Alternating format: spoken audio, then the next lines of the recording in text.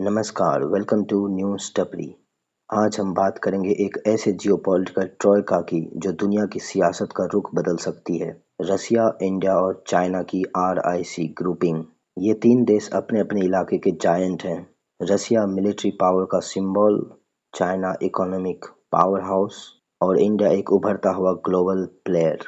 सवाल ये है, अमेरिका को आरआईसी से इतनी परेशानी क्यों होती है? आखिर क्यों वाशिंगटन नर्वस हो जाता है जब भी आरआईसी की बात होती है? आरआईसी की सोच 1990s में आई जब सोवियत यूनियन टूट चुका था और नया ग्लोबल ऑर्डर अमेरिका के हवाले दिख रहा था। इस वक्त रसिया, चाइना और इंडिया ने सोचा कि एक मल्टीपोलर वर्ल्ड बनाना जरूरी है ताकि यूएसए एक ही सुपर पावर बनकर सबको डिक्टेट ना करे। 2001 के बाद से आरआईसी ने मीटिंग्स स्टार्ट किए और ये ग्रुपिंग बाद में ब्रिक्स और संघाई कोऑपरेशन ऑर्गेनाइजेशन तक एक्सपैंड हो गई। यानी आरआईसी असल में उन देशों की काउंटरवेट स्ट्रेटजी थी जो एक तरफ उनके अपने इंटरेस्ट को सिक्योर करती और दूसरी तरफ यूएसए के मोनोपोली को तोड़ती। तीनों की स्ट्रेंथ्स। रसिया, ऑयल, गैस और सबसे बड़ी military power, nuclear weapons, advance defence technology. China, world की फैक्ट्री, सबसे तेज economic growth, belt and road initiative से economic influence. India, world's fastest growing major economy, IT power, democratic legitimacy और geo strategic location. इन तीनों का combined potential देखिए। World population का वन थर्ड, जीडीपी का ह्यूज शेयर और डिफेंस बजट में अमेरिका के बराबर कंपटीशन। ये अलाइनमेंट नेचुरली वाशिंगटन को डराता है। क्यों नर्वस है अमेरिका? यूनिपोलर वर्ल्ड को चैलेंज। कोल्ड वॉर के बाद अमेरिका ने अपने आप को ग्लोबल पुलिसमैन बना लिया था, लेकिन आरआईसी के जॉइंट स्टैंड से एक मल्टीपोलर वर्ल्ड ऑर्डर पुश होता है। जैसे जैसे आरआईसी प्लेटफॉर्म्स पर कोऑर्डिनेशन होता है, यूएस का डोमिनेंस कम होता है।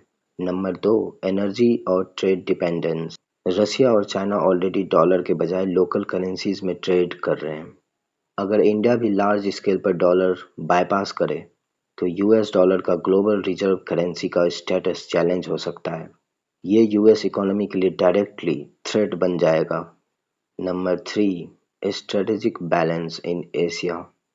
अमेरिका के इंडो पैसिफिक स्ट्रेटेजी का मकसद चाइना और रसिया को कंटेन करना और इंडिया को अपनी तरफ खींचना। लेकिन अगर इंडिया बीजिंग मॉस्को के साथ बैलेंस रखता है तो यूएस के प्लान्स फेल हो जाता है। नंबर फोर, डिफेंस और technology cooperation. Russia China defence ties और रसिया चाइना आर्म्स पार्टनरशिप का मतलब है कि अगर आरआईसी कोऑर्डिनेशन स्ट्रांग हो जाए तो यूएस आर्म्स मार्केट और इन्फ्लुएंस दोनों कम हो जाएंगे। Number five, alternative institutions. RIC से ही ब्रिक्स निकला, जिसमें न्यू डेवलपमेंट बैंक और डी डॉलराइजेशन की बात होती है।